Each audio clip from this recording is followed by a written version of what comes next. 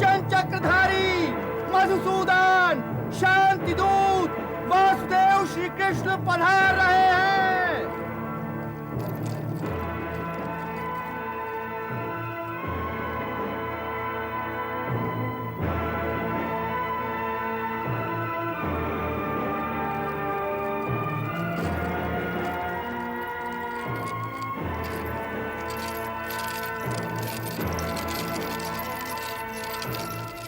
शांति दूत का प्रणाम स्वीकार कीजिए महाराज। हे वासुदेव, स्थान ग्रहण करके मेरी राज्यसभा का मान बढ़ाइए। स्थान ग्रहण कीजिए वासुदेव। प्रणाम पितामह।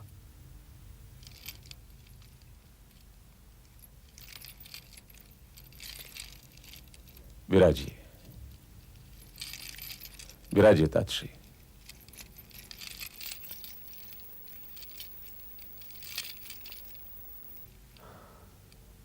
हे वासुदेव, अब यह बताइए कि आप मेरे अनुज पुत्रों की ओर से क्या प्रस्ताव लाए हैं। हे महाराज,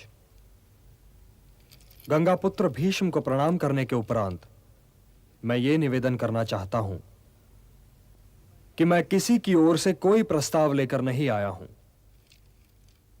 मैं तो स्वयं अपनी ओर से आया हूं और अपना ही प्रस्ताव लाया हूं, परंतु यह विश्वास अवश्य दिलाता हूं कि जो कुछ मैं स्वीकार कर लूंगा उसे स्वीकार करने में पांडव संकोच नहीं करेंगे। हे महाराज, आप तो स्वयं ज्ञानी हैं और जानते हैं कि शांति कोई प्रस्ताव नहीं जिस पर वाद विवाद चले। शांति एक आवश्यकता है। युद्ध में पराजय तो एक ही की होती है, किंतु दोनों ही ओर से लड़ने वाले योद्धा वीर गति को प्राप्त होते हैं। इस राजसभा में गंगापुत्र भीष्म जैसे ज्ञानी और महात्मा उपस्थित हैं। कृप और द्रोण जैसे आचार्य विराजमान हैं। योद्धाओं की जो भीड़ इस राजसभा में है वो आज कदाचित संसार की किसी और राजसभा में नहीं है, और इसीलिए इस राजसभा का दायित्व भी सबसे अधिक है। यदि युद्ध हुआ तो महात्माओं और योद्धाओं का यह जमघट निस्संदेह ही बिखर जाएगा महाराज, निस्संदेह ही बिखर जाएगा। हे महाराज, यदि ऐसा हुआ तो इतिहास उन सारे आंसुओं का उत्तरदायी आपको ठहराएगा जो इस महायुद्ध के उपरांत बहाए जाएंगे। हे नरेश, आप भरत के वंशज हैं। आपके पास धर्म की धरोहर है, मर्यादाओं का निक्षेप है, इतिहास की थाती है। आप न्यासधारी हैं, और आप जैसे न्यासधारी के होते न्यास का अपभंग नहीं होना चाहिए महाराज, न्यास का अपभंग नहीं होना चाहिए। और इसीलिए हे धर्म ध्वज रक्षक, मैं जो कहने जा रहा हूं उसे ध्यान से सुनिए। शांति कभी असंभव नहीं हो सकती, और इसीलिए कुरुवंश को शांति के मार्ग पर ले चलिए महाराज, शांति के मार्ग पर ले चलिए, कि इसी में भरतवंश, भारतवर्ष और सारे संसार की भलाई है।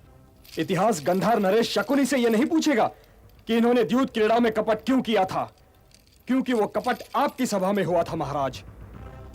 इतिहास युवराज दुर्योधन से भी यह नहीं पूछेगा कि इन्होंने भरत कुल वधु को भरी सभा में क्यों घसीट बुलवाया। इतिहास ये भी आप ही से पूछेगा महाराज, क्योंकि दुर्योधन आपके युवराज हैं।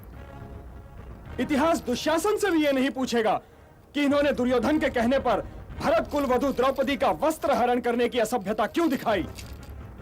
इतिहास इसके लिए भी आप ही को दोषी, आप ही को उत्तरदायी ठहराएगा महाराज, आप ही को उत्तरदायी ठहराएगा।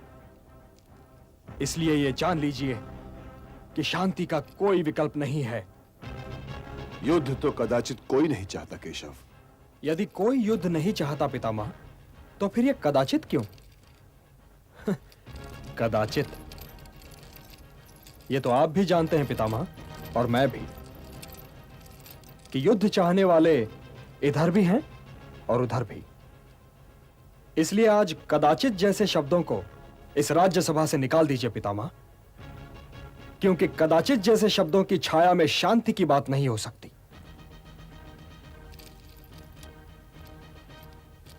हे पितामह, समझाइए अपने नरेश को कि यदि कौरवों और पांडवों में मिलाप हो जाए तो यह सारा संसार उनका हो सकता है। उनकी राज्य सीमा के अतिरिक्त और कोई सीमा रह ही नहीं जाएगी। किंतु जो युद्ध हुआ महाराज, तो आपके पास कुछ नहीं रह जाएगा, न पुत्र और न ही अनुज पुत्र। क्या पता आपको किस किस के शव पर रोना पड़े महाराज, किस किस के शव पर रोना पड़े। क्या आपके पास आपके अनुज पुत्रों में से किसी का शव आए महाराज, तो क्या आप उसे शत्रु का शव मानकर किसी प्रकार का आनंद अनुभव कर पाएंगे? हे वृद्ध नरेश, इससे पहले कि आप प्राण त्यागें, कुल को एकत्र कीजिए नरेश, कुल को एकत्र कीजिए। पांडव आपके स्नेह की छाया में पले बढ़े हैं। आपके स्नेह और आशीर्वाद पर आज भी उनका उतना ही अधिकार होना चाहिए। इसलिए हे धर्म ध्वज रक्षक, इंद्रप्रस्थ उन्हें लौटा दीजिए।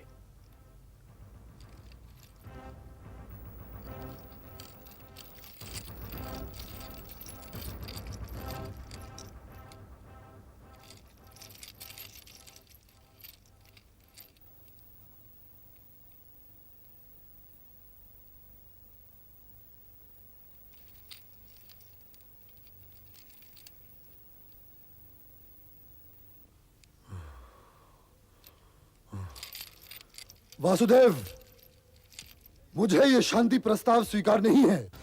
सोच तो लेते पुत्र। इसमें सोचना क्या है पितामह?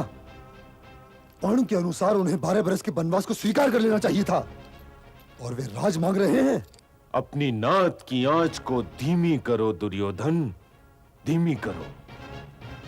जैसे कुल्हाड़ी वृक्ष को काटकर गिरा देती है, वैसे ही व्यक्ति का कपट कुल्हाड़ी बनकर स्वयं उसे काट डालता है। और ये भी देखो वत्स, वासुदेव मित्र की भाषा बोल रहे हैं, और मित्र की भाषा ये कह रही थी कि मैं अपना आधा राज उन्हें दे दूं।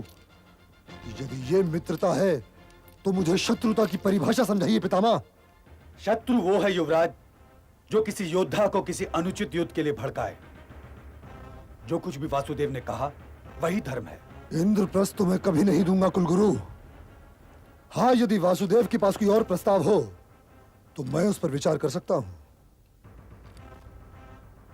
आप लोग दुर्योधन के शुभचिंतक हैं, इन्हें समझाइए, क्योंकि भरत वंश के भविष्य को इस नासमझ योद्धा की महत्वाकांक्षा पर बलि नहीं चढ़ाया जा सकता। और यदि प्रस्ताव ही का प्रश्न है युवराज, तो मेरे पास एक और प्रस्ताव भी है। यदि दुर्योधन इंद्रप्रस्थ रखना चाहे महाराज, तो अवश्य रख लें। मैं पांडवों की ओर से 5 गांव मांग रहा हूं। अविस्थल, वरकास्थल, मकांदी, वारणावत और एक और कोई गांव। केवल 5 गांव। हे नरेश, यदि आप ये 5 गांव भी दे दें तो पांडव उन्हें पाकर संतुष्ट हो जाएंगे। 5 गांव? और वो भी उन पांडवों को? मैं उन पांडवों को सुई की नोक जितनी भूमि भी नहीं दूंगा।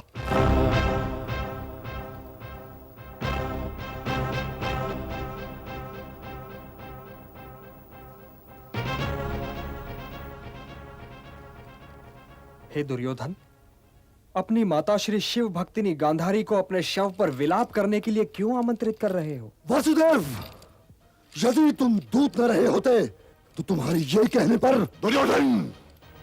इन्हें बोलने दीजिए पितामह, बोलने दीजिए।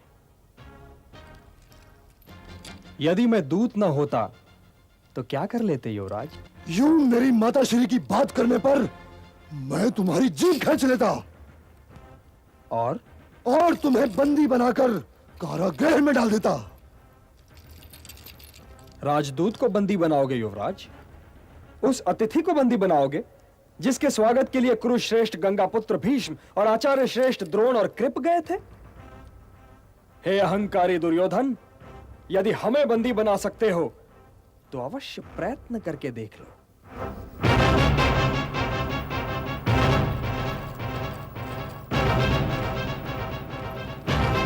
सैनिक, इस ग्वाले को बंदी बना लो।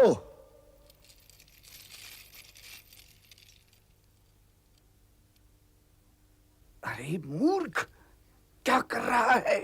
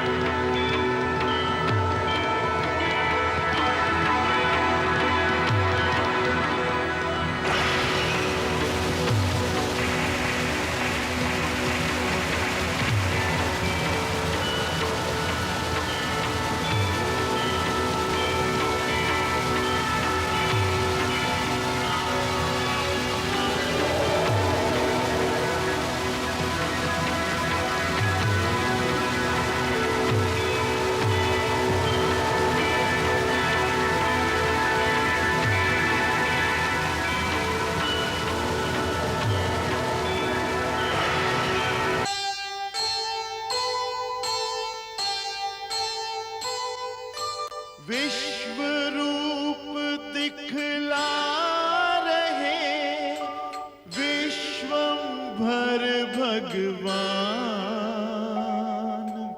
आंखें जिनके पास हों ले इनको पहचान, ले इनको पहचान।